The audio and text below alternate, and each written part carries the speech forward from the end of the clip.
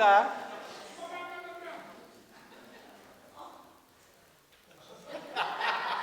Mae rhywun yn codi twrwr y cefn da. Seti'r pethau diriau y cefn da. Mr Malcolm Thomas. Ei hyfryd cael eich cwmni chi am yn braf. Jyst clywach chi'n cael hwyl a sport a cymdeithasu efo'ch gilydd. Mae'n rhan o'r peth o fod yn bobl Iesu Grist yn dydi. Na lot o bobl wedi dal Covid yn ystod yr wythnos dwytha yma. A mae hwn yn un styfnig oherwydd maen nhw dal yn negatif. Ie, negatif, ta positif dyn nhw. Positif. A maen nhw'n disgwyl cael negatif. Felly, ymddiheiriadau ar eu rhan nhw. A dyna pam bod ni wedi gohirio y te prynhawn. Oedd rhai o'r trefnwyr efo Covid yr wythnos dwytha. Ac felly mae'n cael ei ail-drefnu Sul cyntaf Medi 4 o'r gloch y prynhawn. Felly gobeithio gall na griw da ddod i godi arian tuag at tir Dewi.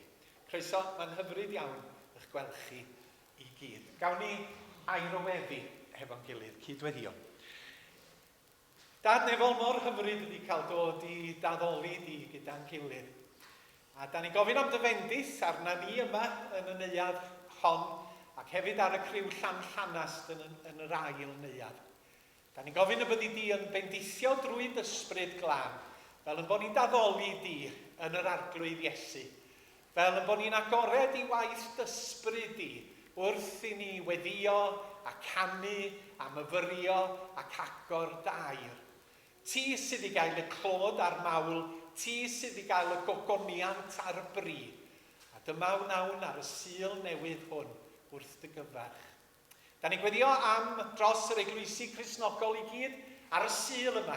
Mae yna filiynau ohona ni'n daddoli di. A da ni'n gweddio dros y dystiolaeth Cristnogol ym Manghaerdydd ac yng Nghymru yn gwlad. Adnewydda ni, bywio ca ni, tir dallwyddiant i ti dy hun drwyddo ni as bobl yn yn gwlad.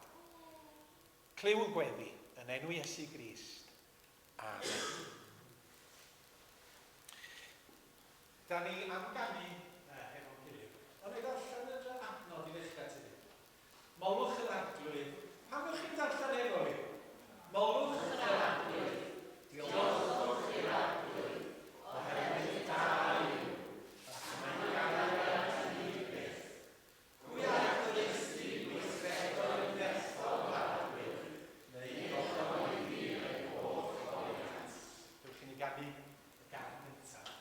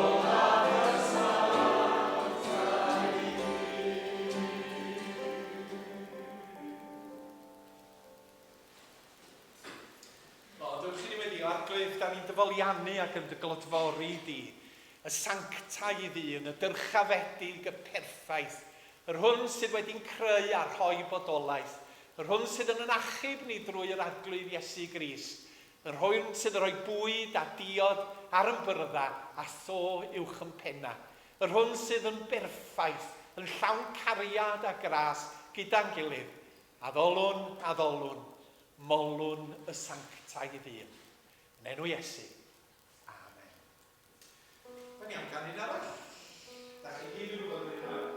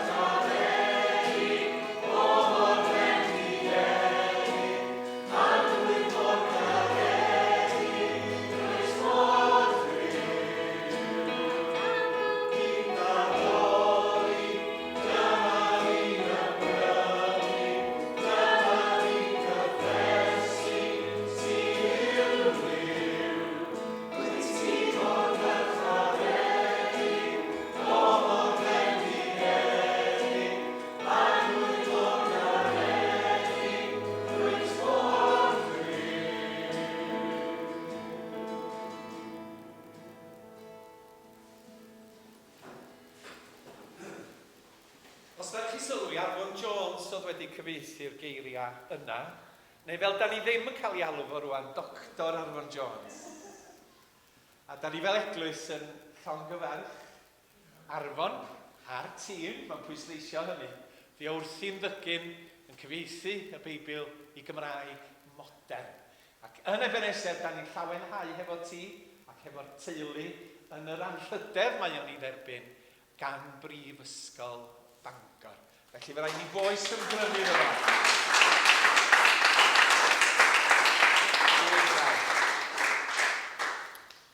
Gawn ni gyfle nes ymlaen y flwyddyn i ddiolch ac i ddathlu yn iawn. Rhagrybydd i Arfon ydi hwnna. Cos mae'n mynd yn anghyffyrddus i gyd hefo rhyw bethau felly. Ond na, da ni, teulu Ebenezer, wyt ti'n heiddi am yr holl waith ti di wneud. A'r amynedd mae Rachel wedi gofio gael ti ag ata ti. Wrth i ti deipio drwy'r nos ambell i noson, dwi'n gwybod. Ond llongyfarchiadau. A bob hwyl fyny yn Athens y Gogledd, Bangor, wrth i chi gael eich anrhydeddu. Fori, dwi'n dechrau gael efo'n chi rwan, da chi sylwi? Dyna fo, Gwilym Jeffs yn mynd i gyhoeddi. brach chi. Just i atgoffa o rei pethau sydd digwydd heddiw yma a wedyn wythnos nesaf. Felly mae yna wyddfa am 3 o'r gloch yn Hapla Methodistiaid. A bydd y cyffau Gwal Hughes hefyd. Pnawn yma am 3 o'r gloch. A wedyn hanner 7, mae'n y gwrdd gweddi angor ar Zoom. A wedyn wythnos nesaf am 10 o'r gloch bore, mi fydd yr wyddfa dan arweiniad Sian Rhys yma yn Ken. A am 3 o'r gloch y gwasanaeth yn Hapla Methodistiaid eto. A wedyn cyfarfod angor Grangetown yn Hynolfan y Reach am hanner awr wedi 4. Dwi'n meddwl pethau'n weindio lawr rwan, dydyn ar gyfer y haf, felly. Silly season go iawn ar ôl Silwy. Diolch, Gwilym. Gai nodi hefyd bod fi cyn cryfhau yn rannol ar ôl y llawdriniaeth gafodd hi. A mae'n diolch i chi am eich gweddia, am eich cyfarchion, am eich cardia, am eich rhoddion, am y blodau, am y te bach a'r pethau eraill mae wedi gael yn ystod y bythefnos dwytha. Felly, da ni dymuno dda i ni, mae rhywun teimlo chydig bach yn chwyddig, wrth iddi gryfhau ar ôl hynny. Taith gerdded adar, wel nid adar oedd yn cerdded, ond rhai o aelodau ffrindiau Ebenezer. Taith gerdded adar i godi arian tuag at Tir Dewi. Da ni diolch i Gwilym ac Eirian Dafydd am drefnu, ac i Eirian am dywys y criw oedd wedi ymgasglu a rhannu i harbenigau hefo adar yn arbennig. Os da chi ddim wedi cael cyfle i gyfrannu, allwch chi wneud hynny trwy law eilir neu ar-lein hefo Cyfri Ebenezer sydd ar y daflen. Mae'r llusern Mehefin Gorffennaf Awst wedi cael ei argraffu. Ewch a copi adra hefo chi ar ddiwedd yr gwasanaeth. Gweddi, rwan ta. Da ni eisiau meddwl am destun gweddi bore yma. Os da chi yn meddwl am rhywbeth arbennig, gwyddwch i ni gael myfyrio arnyn nhw. Mae'n bwysig bod ni yn gwneud hyn. Da chi'n gwybod, nad ydy gweddi ddim yn mynd yn rhywbeth rhy fath, heb bod na'r ddyn yn y ffrynt yn gwneud gweddi, ond bod o'n rhan ohono ni fel cynulleidfa hefo'n gilydd yn gweddio dros bethau sydd ar y meddyliau ni. Felly, os ydych gennych chi bwnc i'w awgrymu, yna croeso i chi wneud hynny. Gwylio dros aelodau Eglwys hon sydd yn ysgrifennu erbyn cymiad. A mae sy'n adryn erbyn cymiad, cynwydig unoed ffyddlon sy'n cael ei nafod i ddod â bore sydd. Diolch i chi, Malcolm. Unrhyw beth arall? Diogelwch plant ar ôl clywed am yr cwpl newydd lladd ar Twitter. Trist. Diogelwch plant rhag ofn ar eich chi'n clywed. Un beth arall? Pardon? Llanllanas drws nesaf gweddi am mendydd. Dewch i ni blygu pen a throi at yr arglwydd.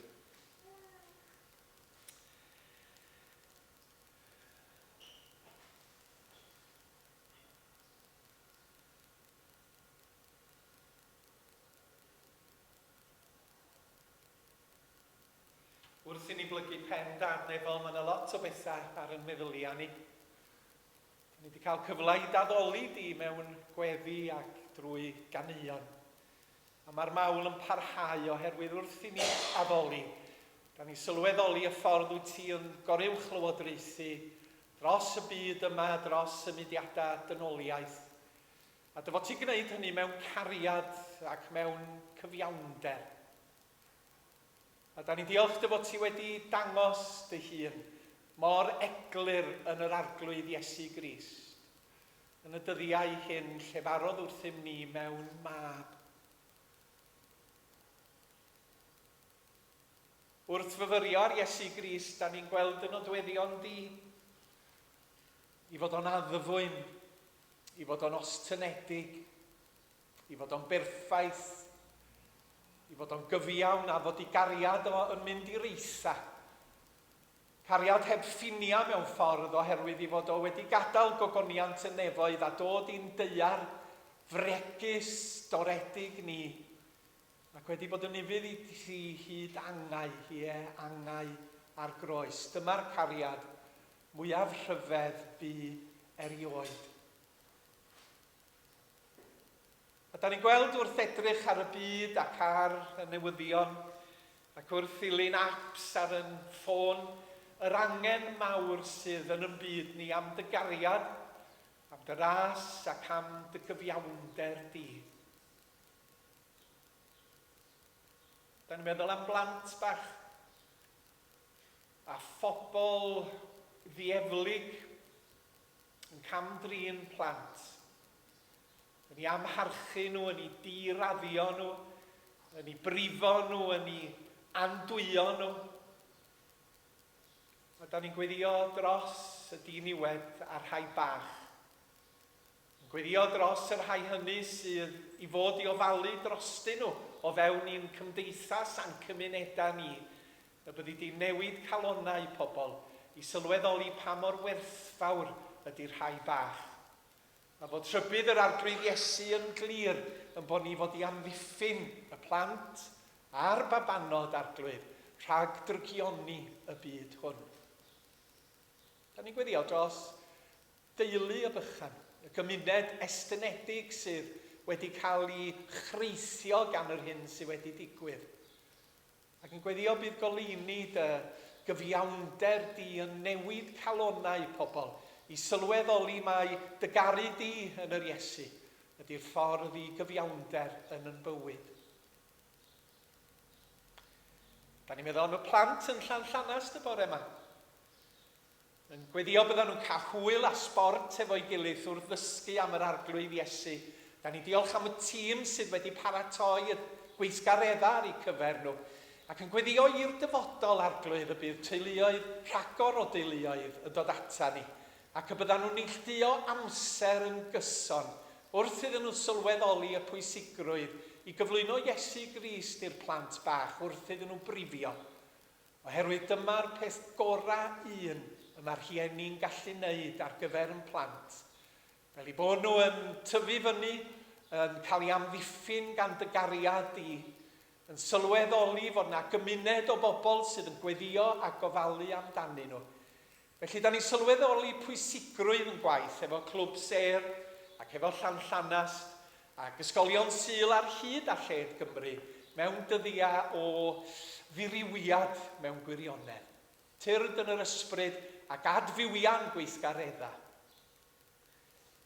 Fe weddiwn hefyd dros yr rhai hynny sydd yn sâl ac yn glaf mewn ysbyty heddiw, derbyn triniaethau yn eu cartrefi, yr aelodau hŷn sydd yn methu a gymuno hefo ni bellach oherwydd anabledd a gwendid, ac yn gweddio arglwydd y byddi di'n agos atyn nhw, ac ar fore Sul fel hwn, y byddan nhw'n profi bendith yn eu cartrefi neu yn eu fflatia, wrth i ysbryd glân di weithio yn ei calonna. Da ni'n gweddio dros yn gilydd arglwydd a thros y byd. Yn enwi Ukraine, Rwsia, Putin, Cenhedloedd Unedig, Afghanistan, Ethiopia, y Congo, sefyllfa wleidyddol yma yng ngwledydd Prydain Dad, a'r cymlethdod a'r dryswch sydd yn bodoli ar hyn o bryd, arglwydd gweithio yng nghalonnau yn arweinyddion i gael doethineb i weithredu yn ystod yr wythnosau sydd yn dod. Ac fe weddiwn dros Gymru, yn gwlad am cenedl a'i chyflwr ysbrydol, tyrd ag adnewyddiad i'n plith ni dy bobl o arglwydd. Bydde hiwn y bydd Iesu'n cael ei addoli mwy a mwy ac y bydd rhagor yn ymuno gyda'r bobl mewn mawl. Clyw yn gweddi, oherwydd y gofynnwn yn enw Iesu, a'n dysgodd i weddio gan ddweud, ein tad yn y nefoedd, sancti Deo, deler dy deyrnas, gwyneler dewyllus, fel yn ddyn.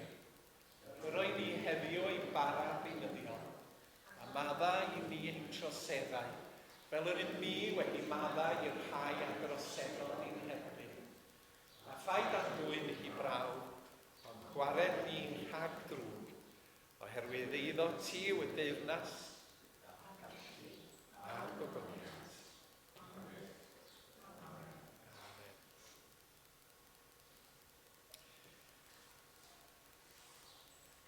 Sblander brenin neb.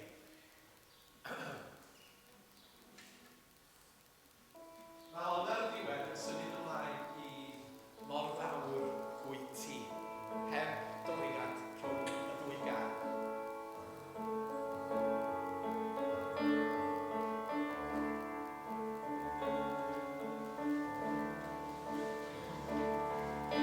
Sblander brenin neb.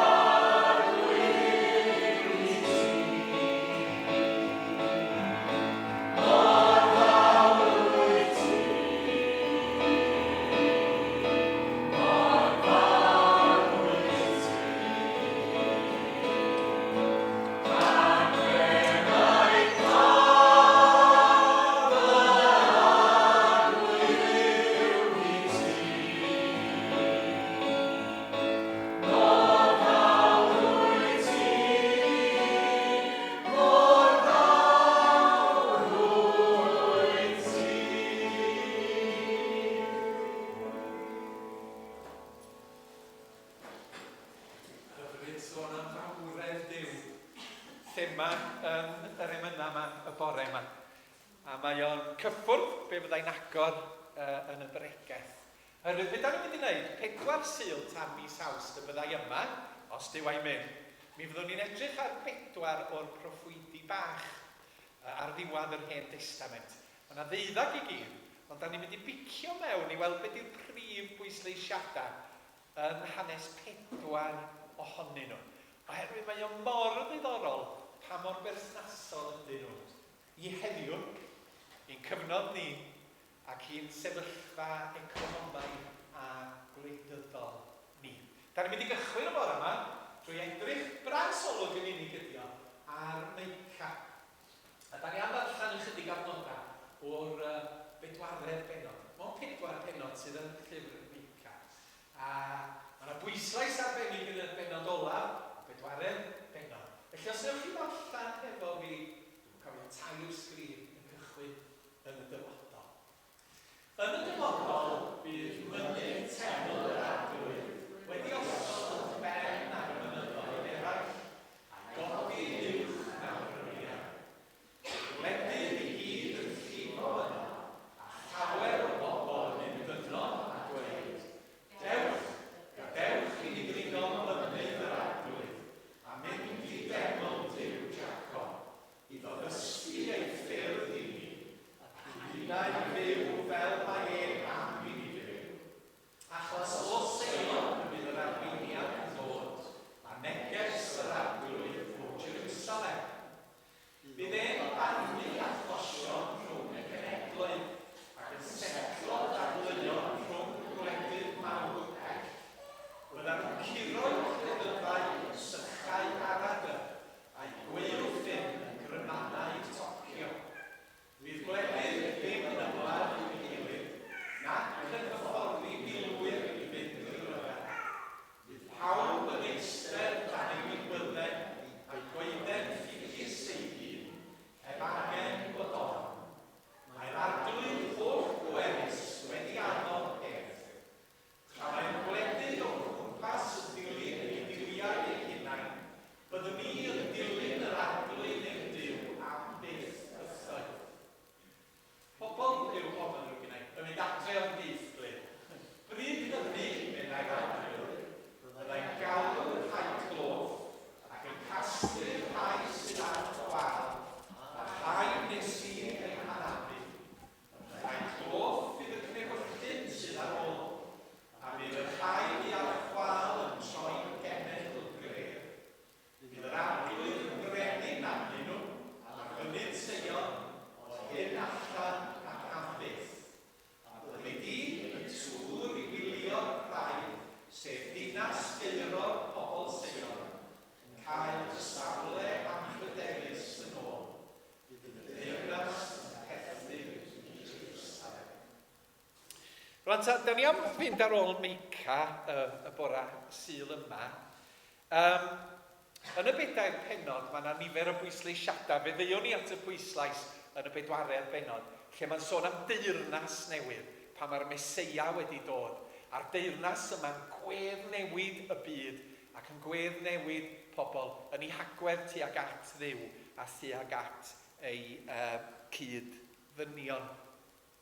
Ystyr enw Meica ydi, wel, pwy sydd yn debyg i Iawe ydi ystyr enw, ydi enwa hir ar bobl yn y dyddiau hynny. Pwy sy'n debyg i Iawe.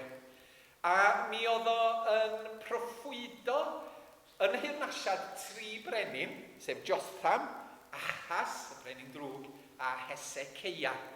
Oedd o'n proffwydo'n 40 mlynedd, a mae hynny tua 750 oed cyn Crist ymlaen. So 750 mlynedd cyn i Iesu Grist gael ei eni. Mi oedd Meica'n byw mewn ardal wledig oherwydd maen nhw'n rhoi lleoliad i drefo reit ar ddechrau y llyfr, lle amaethyddol, oedd o'n gyfarwydd iawn a bywyd amaethyddol, ond oedd o'n edrych o'r tu allan ar y bywyd dinesig ac yn arbennig ar Jerusalem. Ac ambell dro, mwyn gweld yn gliriach beth sy'n digwydd yn Rhywle, mae well bod y tu allan weithiau yn dydi. Oherwydd os da ni'n rhan o rhywbeth, Da ni'n gallu gwneud pethau anaddas a da ni'n gallu cael yn tywys ar gyfeilion. Ac oedd Meica'n sefyll o tu allan i radda yn edrych ar ymddygiad pobl ac arweinyddion yn y dinasoedd ac yn arbennig felly yn Jerusalem. Ac oedd yn sylwi ar y llygredd a'r ffordd o fyw, anhilwng i bobl fyw oedd yn digwydd yn ei gyfnod. A mae'n condemnio pobl Jerusalem yn arbennig. Ac yn debyg iawn i Amos ac Eseia, mi oedd o'n proffwydo ynglyn â 3 math o bobl yn arbennig. Tirbeddianwyr, arweinyddion crefyddol, ac yna tywysogion neu brenhinoedd, sef yr arweinyddion gwleidyddol. Ac oedd o'n llym iawn i dafod ynglyn â'r bobl yma. Pobl oedd mewn grym, pobl oedd yn gwneud cyfreithiau, pobl oedd yn gyfoethog a phobl oedd yn meddu lot o eiddo. Ac mi oedd o'n condemnio'n chwyrn y llygredd oedd ymhlith arweinyddion crefyddol. Da ni'n gwybod am bethau digwydd yn y dyddiau ni ymhlith arweinyddion crefyddol a Christnogol yn dydan. Wel, nid peth newydd ydi o gweithio'r modd. Mae o'n condemnio'n llym y modd yma'r cyfoethog yn anwybyddu a chamdrin y tlawd a'r anghennus o fewn i'r gymdeithas. A'r hyn oedd yn cythruddo Meica yn fwy nag unrhyw beth oedd bod y pethau yma'n digwydd o dan orchyd, o dan y syniad o ffug barchusrwydd. Oedd nhw'n smalio bod yn barchus, oedd nhw'n smalio bod yn gyfiawn. Ond o dan yr wyneb, oedd nhw'n anghyfiawn, oedd nhw'n farus, oedd nhw'n ddrwg, oedd nhw'n anystyriol o'r cyfrifoldeb oedd yr awdurdod oedd ganddyn nhw a'r eiddodd ganddyn nhw yn rhoi iddyn nhw.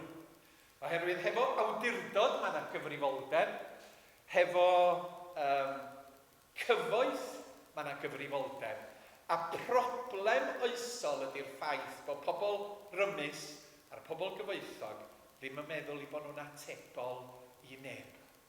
Da ni yma, da ni'n rymus, mae gennym ni lwyth o bres, da ni'n yn atebol i unrhyw un, ond i ni yn hunan. A dyma oedd Meica yn delio efo fo yn 750 cyn Crist. Ding, a mae yna gloch yn canu. Mae rhywun yn meddwl, o, di hynny'n debyg i rhywbeth sydd yn digwydd yn y cyfnod ni ar hyd a lled y byd, a pethau sydd yn digwydd yn y cyfnod ni yn y gwledydd ni yn hunan. Mae o mor gyfoes. Rwan ta, oedd Amos, Hosea ac Eseia yn proffwydo yn yr un cyfnod, ac oedd nhw'n aml yn taro yr un nodyn ac yn pwysleisio cyfiawnder a moesoldeb sydd yn natur Duw ei hun.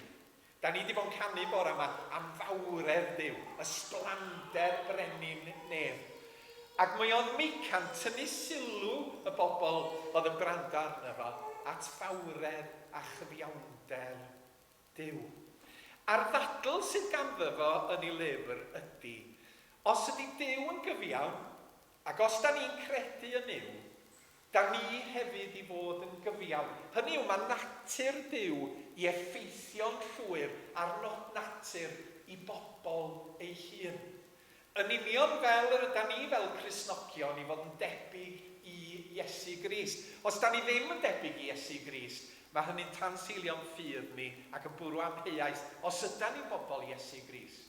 A be oedd Meica'n dweud, mae Duw yn gyfiawn, mae o'n lan, mae o'n goriwch lywodraethu, a da chi i bobl o i fod yn gyfiawn ac yn lan, ac yn llywodraethu dros yr hyn sydd ganddo chi yn ôl natur Duw ei hun. A be mae'n dweud ydy, mwyn newid cymdeithas, mae angen newid calonau'r pobl. A mae hwnna'n cydio hefo be oedd Iesu'n ei ddeud yn ydy. Dych chi bod yn breges ar mynydd, mae'n sôn am lofruddiaeth. O be di gwreiddyn llofruddiaeth, meddai Iesu di cyflwr calon pobl. Mae'n dechrau cyn y weithred. Mae'n sôn am odineb, beth ydi sylfaen anffodlondeb. Wel, cyflwr calon pobl a'i natur nhw. Ac felly, mwyn ffyddlonder, mwyn byw bywyd o heddwch, mae rhaid cael newid yn y galon. A dyma mae'r Iesu'n ei wneud yna. Nid fy hoff emyn ni ydy calon lan. Mae'n y deg isa i ddeud y gwir erbyn hyn cyn i, nid yn y deg uchaf. Ond mae'r llinell gyntaf yn deud yr un peth. Cytsgan, calon lan yn llawn daioni. A dyma Iesu yn ei ddysgu yna. Mae o yn newid yn calonna ni i fyw gyda natur Duw ei hun yn llawn. Mae'n mynd o boes, mae'n di? Chi'n teimlo'n boes? Well ni gael dipyn o awyru wrach. Sgynno ni y ffridge yn hwn. Dwi'n teimlo'n boes. Dwi'n eisiau chi deimlo'n boes. Mae'n iawn i'r pregethwr deimlo'n boes. Mae'n gallu sefyll ac aros yn effro. A tu ôl i hwn. Ni'n mynd i'n ôl. Dwi wedi bod mewn gwasanaethau, mae llais y pregethwr yn mynd fel y cacwn mewn bys coch o dad yn ei, yn y cefndir, wrth i mi ymlonyddu yn fy mrydwydion. Diolch ti ddim. Chi fydd i fel Siberia yma to. Ydych chi'n gwbl effro ar byd ydy. Reit, felly newid y galon. Os di Duw yn gyfiawn, mae pobl Dduw i fod yn gyfiawn. Dydyn nhw ddim yn ddrwg, dydyn nhw'n anghyfiawn, dydyn nhw'n rhyfelgar, dydyn nhw ddim yn greulon. Maen nhw'n grist debyg. Oedd Amos o Hosea yn tynnu sylw at eilyn addoliaeth ac anfoesoldeb, ond mae Meica'n tueddu i gyfyngu sylwadau i anghyfiawnder cymdeithasol, i bethau drwg sydd yn digwydd, neu oedd yn digwydd, o fewn i'w gymdeithas i hun. A mae'r rhybuddio y sawl oedd yn cymryd mantais o'r tlodion i bod nhw'n atebol. Nid i'r bobl, nid i'r etholwyr, ond i Dduw. Da chi'n atebol i Dduw am y drwg da chi'n neud yn y byd yma, am gamdrin y tlodion, am beidio rhannu adnoddau y byd yn deg, da chi'n atebol i Dduw. A mae hyn mor bwysig ynde, oherwydd, fel o'n i'n deud, mae pobl sydd yn mynd i awdurdod grymus yn credu nad ydyn nhw'n atebol i neb. A mae o'n newid i meddylfryd nhw. A maen nhw'n meddwl allwn ni weithredu hefo'n grym unrhyw ffordd da ni yn dymuno. Diolch bwys be mae pobl eraill yn ei. Diolch bwys pwy da ni'n ei brifo, pwy da ni'n ei fwrw i glodi mawr. Allwn ni sôn am Putin a phobl debyg iddo fo. Allwn ni sôn am gwleidyddion yn y gwledydd ni yn hynna. Na i ddim enwi neb. Ond da chi'n gwybod, meddyliwch, gwyliwch y newyddion. Y ffordd mae grym yn llygru pobl. A dyma oedd cwyn a beirniadaeth Meica. Ac i fod yn byw mewn cyfnod anodd, mi oedd yna bwynt pwysig yn ei feddwl o ar yr un pryd. Doedd o ddim yn caniatáu i'r sefyllfa anodd oedd o'n byw ynddi hi fynd yn drech. Wrth weld drygioni, wrth weld arweinyddion difeddwl o fewn i Israel. Mi oedd o'n cadw ei olwg ar y ffaith y bydda gwawr newydd yn dod, a fod Duw yn goruwch lywodraethu. Mi oedd o'n edrych ar y persbectif presennol efo golwg ar fawredd Duw, ac hefyd beth oedd yr addewid i'r dyfodol. A mae mor hawdd i ni gael yn digaloni weithiau gan amgylchiadau yn presennol, problemau presennol, gofidiau presennol, fel yn bod ni'n anghofio edrych ar y darlun mawr sydd gan Dduw ar ein cyfer ni. Drwy hyn, drwy yn amgylchiadau, mae Duw yn llywodraethu. Mor fawr, Duw ei Duw. Da ni wedi datgan nifer o weithiau bore yma. Nid Duw bach ydi o, mae cymdeithas seciwlar eisiau ei greu. Duw silff ben tân.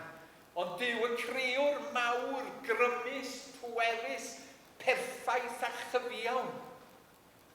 Yn y diwedd, mi fydd o'n dod â'i deyrnas. Ac oedd Meica yn ymwybodol o hyn. O gan Dduw deyrnas i ddod yn ei pherffeithrwydd y nes ymlaen. Rwy'n dwi jyst yn mynd i godi un neu ddau o bethau o'r rhai o'r penodau. Mae yna gymaint o stwff yma. Dwi am gymryd un neu ddau o bethau i bwysleisio arnyn nhw. Nid yw'r ail benod. Sgynnon ni'r ail benod yma yn y oes. Nôl un, ia? Mae ni'r ail benod. Bydd Duw yn cosbi'r rhai sy'n sathru'r clawd. Gwaen nhw yr rhai sy'n dyfeisio dyrgioni, ac orwerion i gwlau yn cynllwyddio, wedyn codi gyda'r wawr i wneud drwg. Maen nhw'n gwneud be maen nhw eisiau. Maen nhw'n cymryd y tir maen nhw eisiau, ac yn dwy'n eu tai oddi ar y bobl. Maen nhw'n cipio cartrefi drwy dwy llathrais, ac yn dwy'n etifeddiaeth pobl eraill. Mae'n sôn am teip o bobl cyfoethogion oedd hefo modd a grym i gael mwy o gyfoeth. Ac i'r pant yn hed y dŵr ydy. Dydy pobl byth yn bodlon ar beth sydd ganddyn nhw. Maen nhw eisiau mwy o gyfoeth, mwy o iddo, mwy o biliynau. Yn hytrach na maen nhw'n gweld i cyfrifoldeb i rannu y cyfoeth sydd ganddyn nhw. Ac yma eto, mae o yn sôn am yr atebolrwydd i Dduw. Bod pawb yn atebol i Dduw. Beth yw gair Saesneg am atebolrwydd? Accountability. Accountability. Rhaid ofn bod chi'n gyfarwydd ar gair. Atebolrwydd, accountability.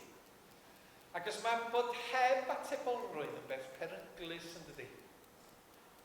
A mae rhaid i ni gofio ni'n hunan hefyd. Da ni ddim yn gallu gwneud yr hyn a fynnwn ni. Dilyn yn chwanta, yn trachwant yn hunan. Oherwydd, da ni fel Cristnogion yn atebol i Dduw. Be mae Duw eisiau chi wneud hefo'ch meddiant a'ch cyfoeth ar hyn sydd ganddo chi. Mae'n hawdd pwyntio bys at arweinyddion gwleidyddol ac at anghyfiawnder cymdeithasol. Ond mae'r Beibl yn sôn am yr unigolyn hefyd yn dydi. Sut ydych chi yn bod yn debyg i Iesu Grist yn y defnydd o'r cyfoeth a'r adnoddau mae Duw wedi roed yn eich dwylo chi? Sut ydych chi'n rhoi eich ciniogwerth i mewn i ddod â cyfiawnder Iesu Grist i'ch cymuned? A mi oedd Meica yn annog hyn ymhlith yr arweinyddion. Oedd rhain yn mynd i'w gwlau yn meddwl am arian. If I were a rich man. Dwi wedi gweld Bryn Terfel yn canu hwnna. Na na na na na na na. Oedd nhw'n codi bora yn dweud, sut dwi'n mynd i gael mwy o arian? A mae yna bobl fel hyn yn dweud. Dyna mae dweud yn fanna. Ac oedd nhw'n dwy'n eiddo ac etifeddiaeth pobl eraill. Atebolrwydd hwnna yn un peth. Ac yn y fan yma mae o'n condemnio y tri dosbarth yma o bobl. Pobl oedd a tir yn eiddo iddyn nhw, tir feddianwyr, o ffeiriad crefyddol a tywysogion neu brenhinoedd oedd yn arwain. Braint y bobl hynny oedd gwasanaethu i pobl, ond be oedden nhw'n wneud oedd cymryd mantais o'i pobl a troi yn elynion i'w pobl. Braint tirfeddianwyr ydy bod yn deg a charedig. Braint arweinyddion yn Israel yng nghyfnod Meica oedd rhannu cyfiawnder i'r bobl yn ddiragfarn. Braint arweinwyr crefyddol oedd cyhoeddi gwirionedd. Doedd o'n bwys pa mor amhoblogaidd oedd hynny. Ac mi oedd Meica yn deud bod yr awdurdodau yn caru drygioni ac yn casau daioni. Yn penod 3 mae o'n sôn am hyn. Yna dwegais bod yn dewch arweinwyr Jacob, chi sy'n arwain pobl Israel. Dylech wybod beth ydy cyfiawnder. Ond da chi'n casau'r da ac yn caru'r drwg. Da chi'n blino. Blino ydy tynnu croen os gynnwch chi gwningan. Da chi'n tynnu croen oddi ar y gwningan. Ond blino ydy blino pobl cymryd pethau arnyn nhw ac yn ymddwyn fel canibaliau. Da chi'n bwyta cnawd fy pobl ac yn blino nhw'n fyw a malu esgyn, torri cyrff y ddarnau fel cig i'w daflu i'r crochan. Arweinyddion, da chi'n atebol i Dduw, medda fo. fedrwch chi ymddwyn yn ôl eich mympwy fel da chi eisiau. A dyletswydd llywodraethau, wrth gwrs, ym mhob gwlad ydy gwarchod a gofalu am ei phobl yn gyntaf, a nid am ei buddiannau a'i lles politicaidd nhw i hunin. Mae Meica yn gyfoes iawn ynde. A rhan o ddyletswydd arweinyddion crefyddol a Christnogion ydy tynnu sylw'r bobl yma at y drwg maen nhw'n ei wneud. Dydy beth chi'n ei wneud ddim yn iawn. Da chi'n atebol i Dduw. Yr ail beth mae Meica'n sôn amdano fo, a hwn mewn ffordd ydy'r pwynt ola. Mae o, pwynt cyntaf di condemnio tirfeddianwyr, arweinyddion crefyddol a rhai mewn awdurdod. Wedyn yr ail beth yma'n dweud ydy ail bechod pobl Israel ydy bod nhw yn erlyd proffwydi Duw. Da ni'n mynd i'r ail benod yma chi, yn adnod 6 ac 11. Mi oedd pobl yn dweud wrth Meica, stopia fel iawn beth ar y lleiri. Ddyla neb siarad fel yna, byddwn ni ddim yn cael ein cywilyddio. Mae'n dechrau oer yma. Mae'n cael drws. Rydych iawn rwan. Rydych iawn. A wedyn yn adnod 11, mae'n dweud, petai rhywun yn ddod heibio malu awyr a thwyllo hefo arweinyddion a'r tirfeddianwyr a'r arweinyddion crefyddol. Dwi'n addo cewch chi joio digonedd o win a chwrw, byddech wrth eich bodd yn gwrando ar hwnnw. A'r pwynt mae Meica wneud oedd, doedden nhw ddim eisiau clywed bod Duw yn eu condemnio nhw. Oedden nhw eisiau clywed bod Duw yn eu canmol nhw ac yn eu bendithio nhw. A weithiau mae pobl eisiau eu Cristnogaeth dweud, dim ond pethau neis. Yn Timotheus, yr ail Timotheus ar y sleid nesaf, mae Paul yn dweud fel un wrth y gwr ifanc. Mae'r amser yn dod pan fydd pobl ddim yn gallu goddef dysgeidiaeth da, byddan nhw'n dilyn eu chwantau eu hunain ac yn dewis pentwr o thrawon, fydd ond yn dweud be maen nhw eisiau clywed. A dyna'n Meica'n dweud 750. Dyn nhw'n eisiau clywed bod Duw yn gyfiawn, bod Duw yn barnu, bod nhw'n atebol i Dduw am ei gweithredoedd. Dyn nhw'n eisiau clywed bod nhw'n bechaduriaid a fod Iesu wedi marw ar y groes drostyn nhw. Ond mae Duw i fod yn Dduw cariad, soniwch yn unig am y cariad yma. Ond mi o Meica'n dweud, mae yna bethau calad gan Dduw i ddweud wrtha ni. A mae o'n yn galw ni i gyfrif am yn gweithredoedd. Ac nid cosi Christi a pobl ydy pwrpas efengil Duw. Ond i galw nhw i gyfri, i galw nhw i ffydd, i galw nhw i edi feirwch, i galw nhw i roi i bywyda ac i ildio eu hunan i'r arglwydd Iesu Grist. Pobl yn meddwl na rhywbeth i blesio, ond na cynllun Duw ydy plesio ni. A dyna ydy braint Duw. Rhoi bendithion i ni. Yn gwneud ni yn gyfoethynau ci. Gogoneddu Duw ydy pwrpas yn ffydd a'n haddoliad ni. Gwasanaethu Duw ydy pwrpas yr eglwys. Gwasanaethu cydfyn ydy pwrpas yr eglwys. A cherdded gyda'r arglwydd Iesu Grist. Mi oedd o'n mor yn llyn i dafod.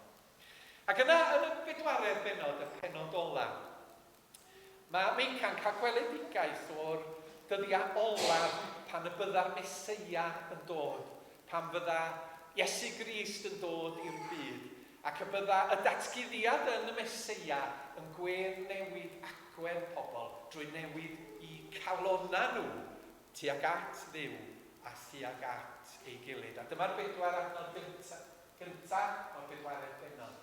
Ydy mae'r diwrnod yn dod, mae fel ffwrnais yn llosgi.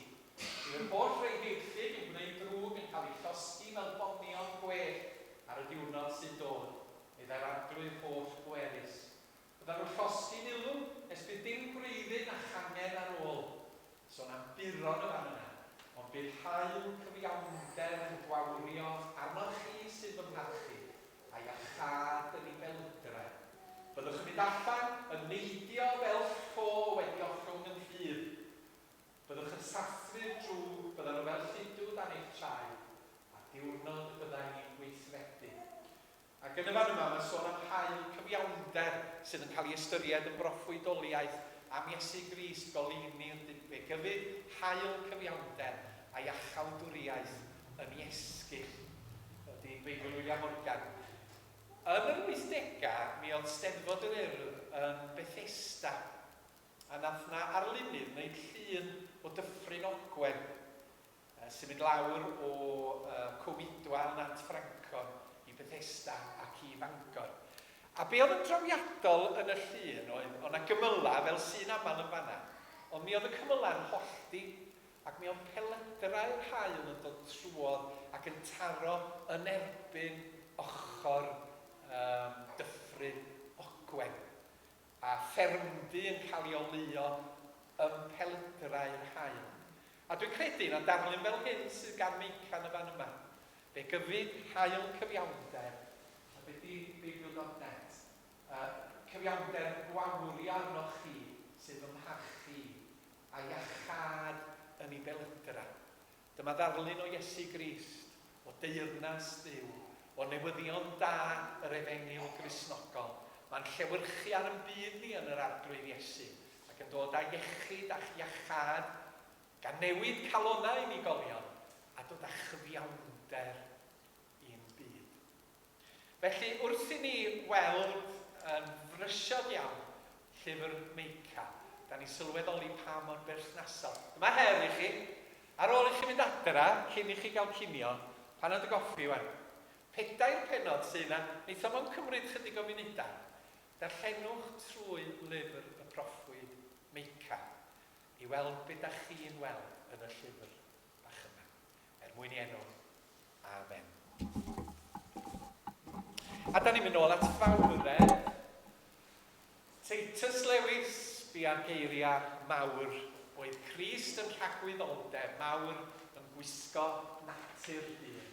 Mawr yn marw ar Galfaria, mawr yn meiddi angen hun. Hynod fawr yw yn awr, brenin nef a deiar lawr. Oh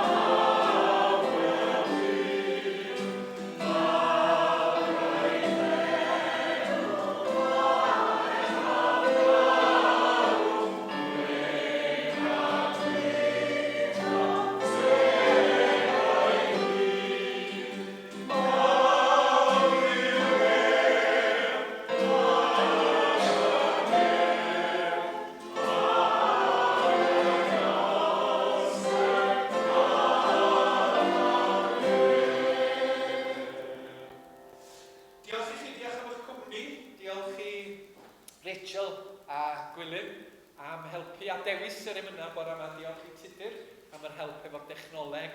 Diolch i'r rhai sydd yn paratoi paned ac aroswch i gael disglen. A gawn ni rannu'r gras wrth i ni gloi. Gras ein cadwyn Iesu Grist, a